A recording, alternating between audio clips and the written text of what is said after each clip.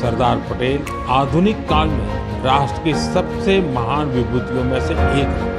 उनके विराट व्यक्तित्व में अनेक गुण एक साथ समाहित थे। वे अपने समय के सबसे सफल वकीलों में से भी एक थे। उनके योगदान के लिए हम सभी सदैव उनके ऋणी रहेंगे। आज भारत के हर कोने में एक ही स्वर गूंज रहा है।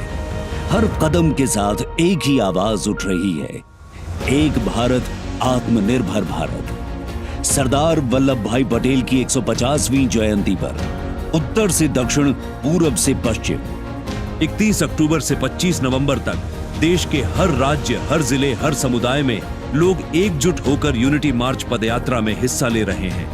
यह सिर्फ पदयात्रा नहीं, यह एक राष्ट्र भावना का जागरण है।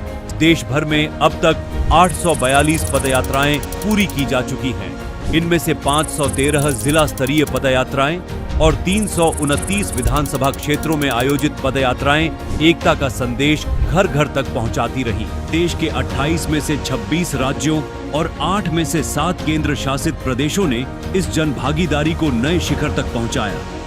उत्तर प्रदेश, गुजरात और उत्तराखंड वे राज्य हैं जहां हर विधानसभा क्षेत्र इस यात्रा का हिस्सा बना।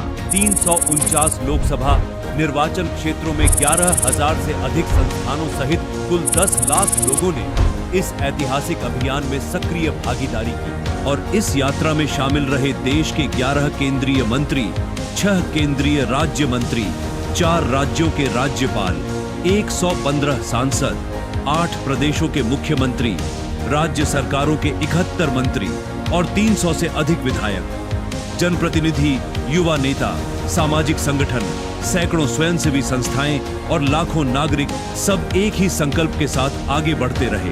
हर जिले की सड़कों पर, हर गांव कस्बे में एक ही संदेश गूंजा, भारत की सबसे बड़ी ताकत उसकी एकता है। युवाओं के हाथों में तिरंगा, दिलों में देशभक्ति और हर कदम पर वह संकल्प है जो सरदार पटेल ने इस देश को दिया था।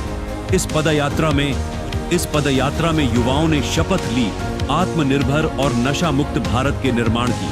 कहीं सांस्कृतिक आयोजन, कहीं सरदार पटेल के जीवन पर आधारित नाटक, कहीं एक पेड़ मां के नाम अभियान, तो कहीं आत्मनिर्भर भारत संवाद।